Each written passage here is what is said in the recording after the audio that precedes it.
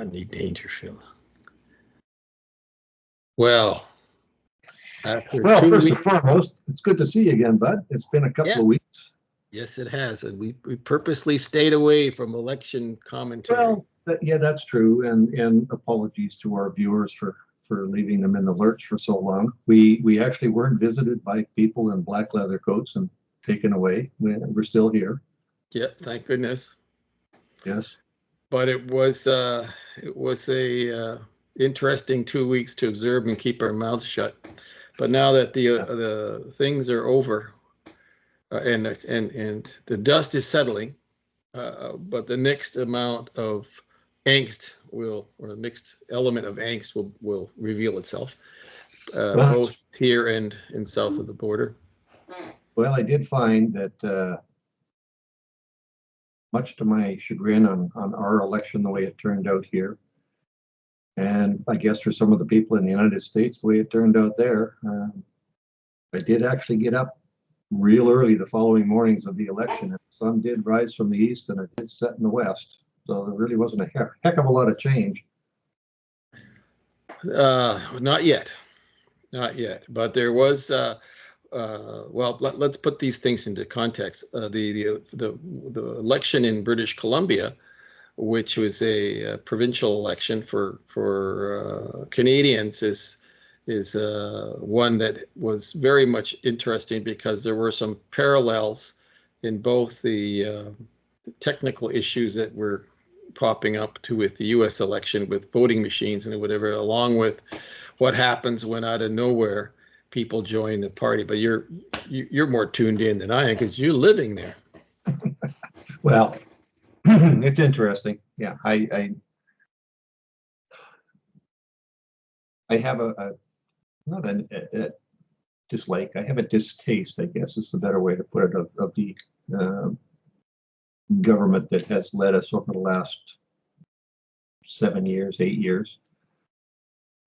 They've always been supposedly a Labor Party looking after the little guy. But I guess when you sit back and you vote and people vote, I don't think based on information that they gleaned. I think they based an awful lot of their vote on decisions that, well, my cousin's second brother's half sister's uncle said.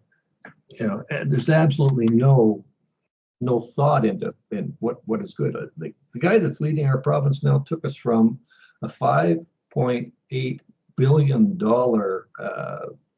surplus to a $9.8 billion deficit in 2 years. Wow. And yet he gets reelected.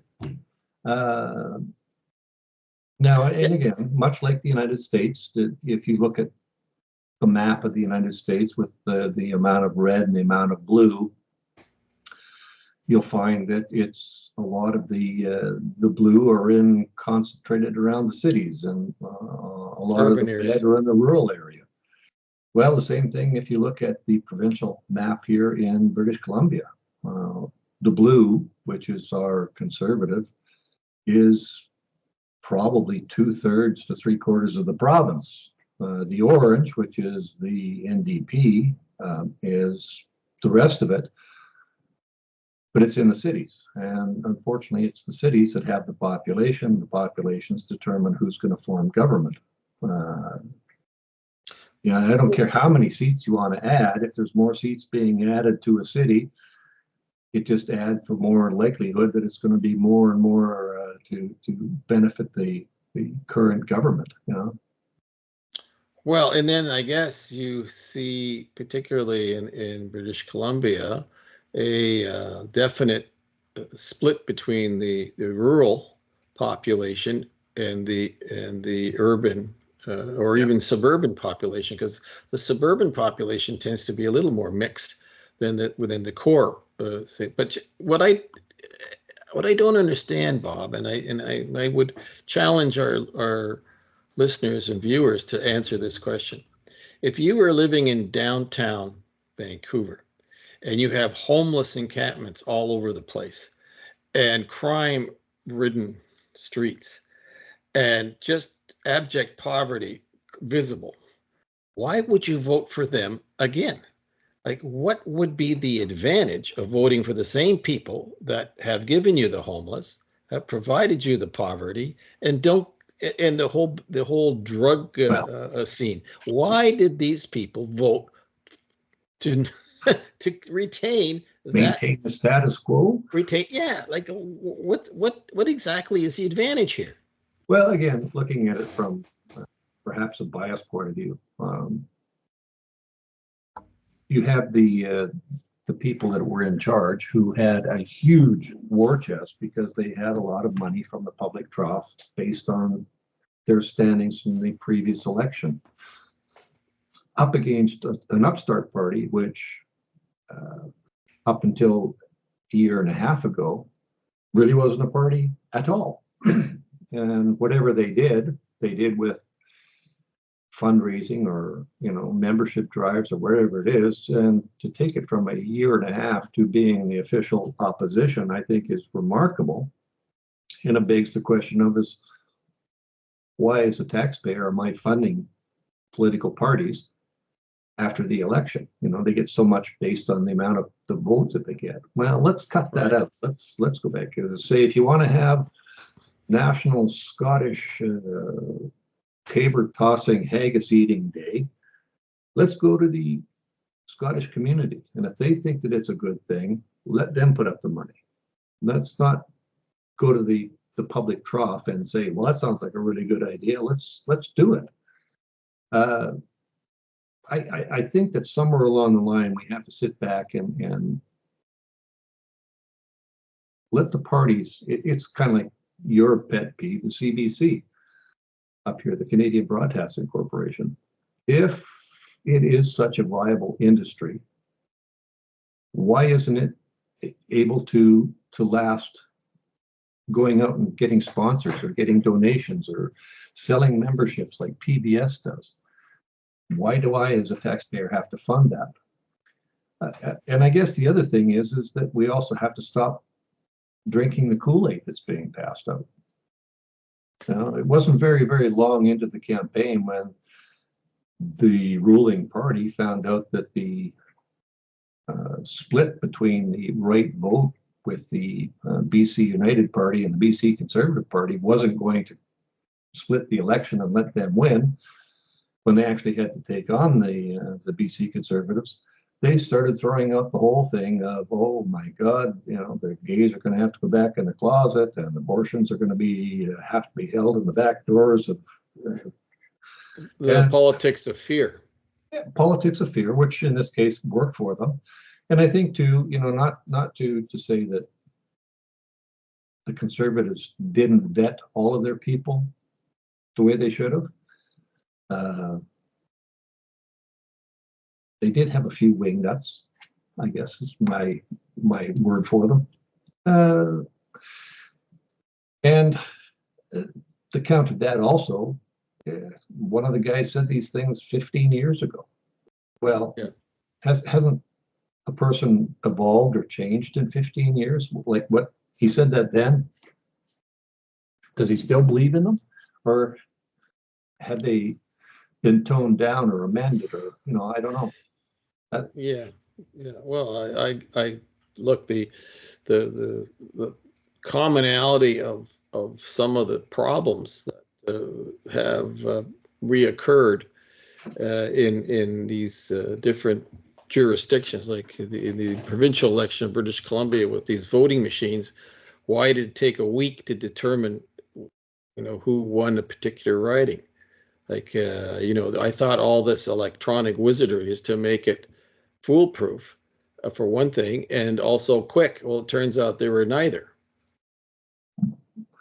Well, I guess the question that what I would like answered is it that the machines did what they were supposed to, and it was very close, and we haven't had our Elections Act amended to the sense, like I think in BC here, if it's within 1% of the total voting population error, then you have to have an automatic recount. Well, if you throw the things through the ballot machine again and you get the same count, isn't that a verification? And would think. we've also got the thing now that if they go through the ballot counting again and it's still within so many percentage points, you have to have a judicial recount. Well, maybe it's time we amended the legislation to get caught up with the real world here. You know, you can only throw this thing through the voting machine so many times, and it comes up with the same answer 3 times, and it doesn't give you the answer that you want. Yes. And maybe you have to change your questions. Yeah, and I think part of the whole business of voting machines is people don't understand or aren't given enough information on what exactly does a voting machine do. Uh, the tabulation of the vote is really all it does, or supposed to do. Okay, so it's not. It has no. It's not supposed to have any capability of doing any more than that. So it's not a computer that analyzes, well, in this particular riding or district, these people voted this way, and in another place they voted that way. So then we're going to try to blend these things together and find out scientifically how they should have voted. This is not what a tabulating machine does. But when you start messing with systems that seem to come up with different answers, like you're absolutely right, Bob. If they run the 30,000 vote, I'm picking a number out of the hat here, that are contentious, and the same results come up twice or 3 times, then tough bananas. You know, that's the way it is. But when you have questions about, well, where did the votes suddenly come from? So in other words, I think the problem that they've had in the past is, and they did in British Columbia, that suddenly they found 64,000 votes out of nowhere. Where the hell did these ballots come from? You know, this is where you start getting into, or the story, which, and correct me if I'm wrong, where someone decided, well, it's late in the day, so I'm just going to go home and take this box of ballots with me to the house, and I'll bring them back in the morning. I go, what the hell is that? You know, there's that, and there's also the fact that this is the first time in our voting history in BC where if I was in Prince George, I could go into the Prince George polling station and vote for my local candidate in the Lower Mainland here. Right. So it wasn't district centric; it was province centric. The second thing that came up, I think this is the first time that we've had the total electronic thing where your voting card is scanned and it automatically knows who you're supposed to vote for and which district you're in. And I guess I also wonder a bit, it's supposed to be a tabulating machine, but you know as well as I do with computers, they always do a little bit more than what you think they do. Well, yeah, because I think even in some cases, the best intentions, which come from legitimate institutions that want to look at trends and whatever of an election, if you start messing with the software that's going to help you with that, there's human beings have a tendency, a percentage of them, to be crooks, and will try to manipulate that. Yeah. And so, you know, that's always an issue of who's watching the hen house while the hens are laying the eggs, right? In this case, votes. But in the end, I think that democracy was served well in BC, at least from where I'm sitting, in that you went from basically a one-party province to now you have a pretty viable opposition within a couple of votes in the legislature. So, you know, the halcyon days of the socialists running the show there has taken a hit, and I think that bodes well for the future. I guess it's kind of like on our issues federally. We still got a year to go before we can have, or before we're forced into a federal election. And I'm still not 100% sure if they diddled with the legislation to extend it a week or not. I don't know whether that's even come about.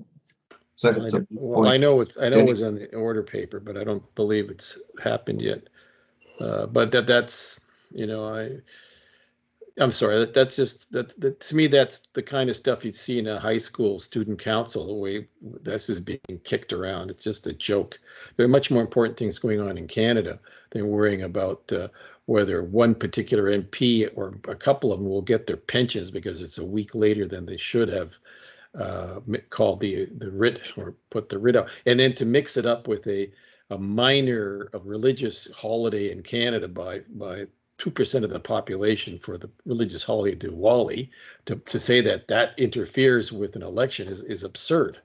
You know, we're Well, this is political chicanery by certain folks who we need not mention at this point, but that's what this is all about. well, that and what about the vote that was going to happen at the same time in the province of Alberta? Well, who cares? So Yeah, well, I go from one precisely. voting machine to another voting machine, and I vote. Yeah, but are these people so incompetent that they can't open up a calendar and say, "Oh, gee, there's a provincial election here, so we better not run the federal election the same day"? I mean, come on, you can't. Are they that stupid? Maybe they are. Maybe they are that We've incompetent. talked about this before, Tom. I hesitate to put that out as a challenge to find out how stupid people are, because there is always somebody who manages to go over the bar. True. True. Yeah. What do you used to call those things? The Darwin words? Well, the Darwin Awards were, yeah, they were. I missed those, those were fun. Well, of course, Anyway, yeah. So back to the issues at hand. We've got the U.S. election, and it's over. It's finished. Finally, after a year. I mean, it seemed to go on forever. And you and I don't have a vote in this. We're innocent bystanders, but very interested bystanders, because when the U.S. gets a head cold, we get pneumonia here. And so it's very important that we pay attention to what the political outcomes are, particularly at the federal level, because the cross-border impact is significant. Although I must say that the current relationship between Ottawa and Washington did not improve after the first Trump administration. It was replaced because they did nothing to, even though they're cut from the same cloth. The Trudeau Liberals and the Biden Democrats are connected at the frontal lobe when it comes to policies. They even use the same word salads when they try to describe how they're going to save the world, whether it's climate change, or international trade. We're apparently we're in lockstep with them, but we're really not, because Canada's GDP has fallen so significantly that we're now in serious trouble because our GDP is at least well, for the actual earnings per Canadian is $20,000 less now 4 years later than it was when the first Trump administration was in. Now the second Trump administration, say what you will, is going to have a very different approach to trade. And Trump has already said that he will, as per the USMCA agreement, renegotiate after 6 years. Well, guess what happens in 2 years' time? It's the 6-year anniversary of that agreement. And he's already put Mexico on notice that he's going to whack them with a 25% tariff on everything they send into the U.S. unless they stop the cross-border movement of migrants. And so he's now dealing with this lady who's the president of Mexico, who is not exactly a conservative. So we'll see how that works out. Of course, I'm sure that the relationship between the PM here and Trump is not going to be any better than it was in the first administration. And I don't think that Trudeau did himself and the country any favors by smearing Trump for the last 6 months, along with the rest of the Democrats in the U.S., calling him all these names. We won't go through that because everybody knows it. I'm quite sure that Trump will have a long memory of that. And I heard today that Trudeau called and congratulated Trump, but I'm sure it was a short phone call because I doubt very much whether there was much to discuss between the two of them. Yeah. So we have basically an interesting 90 days ahead of us because that's going to kind of set the tone, the transition when he takes over on the 20th of January, on what we can expect in cross-border relation, cross-border, because the Elon Musks of the world who are going to take over the economy, supposedly, or the Tulsi Gabbards and the military, or he's got a team of very high profile, mostly Democrats, I might add, or former Democrats, who are RFK. He's got a formidable team that's going to look at this, particularly in 2 years' time, what to do with the relationship on trade with Mexico and Canada. And the first day that Biden came to power, he cut up the Keystone Pipeline, basically axed it. And so today, just to show you how someone's sphincter muscles must have tightened up last night over the election of Donald Trump. Today in the House, the Prime Minister said that he is there to defend the workers of Alberta in the oil and gas industry. Now, this is the same government that said they're going to shut it down in 8 years' time. So, somebody must have made a phone call and said, excuse me, Justin, but this isn't going to fly here. You've pissed off the Western Canada, and now you've got a guy in Washington who's going to kick your butt on this whole energy question if you don't fess up. That's right.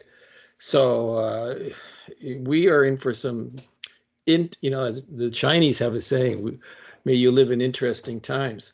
As you know, that does not mean what you think it means. That's not always a good thing. It's not a good thing.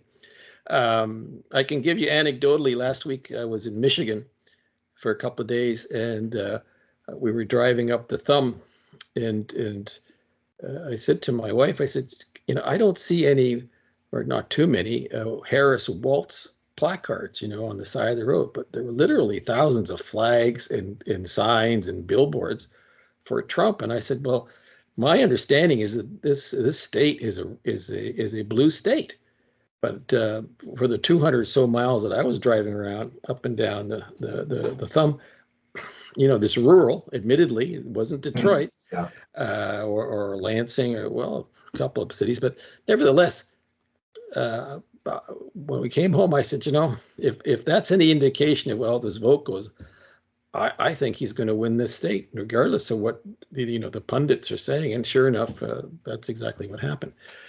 But we, as the country cousins to the north, we better put on our big boy pants because there's going to be some tough sledding. And I don't when I look at how the USMCA negotiations went, we got taken to the cleaners. They took our lunch. I mean, they had big time businessmen on their side of the table, and we had a bunch of bureaucrats and politicians on our side of the table who have never run so much as a lemonade stand, much less a business or a corporation. And that's how we got suckered big time. So when we go into the next round with our American cousins, we better have a better team negotiating on our behalf. We have some cards to play. Obviously, we're a natural resources based country. We're certainly not any competition industrially or anything like that. We're branch plant before, and even less so today. This is not 1970 anymore, where a lot of those companies left Canada long ago, in so many industries. But we really need desperately to have some serious O'Leary type people at the table on our side, or I'm not sure how people like Daniel Smith is going to be able to deal with, or Western Canada for that matter, on the energy or the mining industry in Ontario or the fishing industry. We're already selling out the dairy industry. I bought a pound of butter in the States for $2 Canadian, already, with our 70-cent dollar, and $5.95 here is on sale. So this is the protection of the dairy industry, which is all about Quebec. That's why we have this supply management deal. But Trump isn't going to put up with that. He's going to say, listen, if you want trade, it's going to be free trade or no trade. Okay. You brought up in the pre-production what we do with softwood lumber. We can tax all the exports we want, softwood lumber going south. We can say, yeah, sure, you can buy our lumber, but it's going to cost you 25%. Every 25% tariff you put on us, we'll put on you. But that's a fool's game, because our 40 million against their 350 million is tough. Our GDP right now, believe it or not one province in this country or in Canada beats any of the 50 states for GDP. That's how bad we've become in our ability to generate the domestic product. We're in deep trouble. So we need to be able to do some Trump kind of approaches, saying, look, we're trade is fine, but there's going to be some things where we're going to have to be just as tough as they are. But you can't be tough if you just got a bunch of namby-pamby Kool-Aid drinking ideologues who talk about giving you more money back than they take from you. That's the kind of nonsense that's got us into this trouble. And I'm sorry, but I don't think we can last till next October with this current administration that runs this joke of a government. As we've mentioned, I think a couple of times, we've got 20 supposed backbenchers who are upset with the current prime minister, who have done really nothing. That's a hoax. I'm sorry, Bob. They're lying. That's a hoax. Perhaps upset. That's nonsense. I don't buy it for a minute.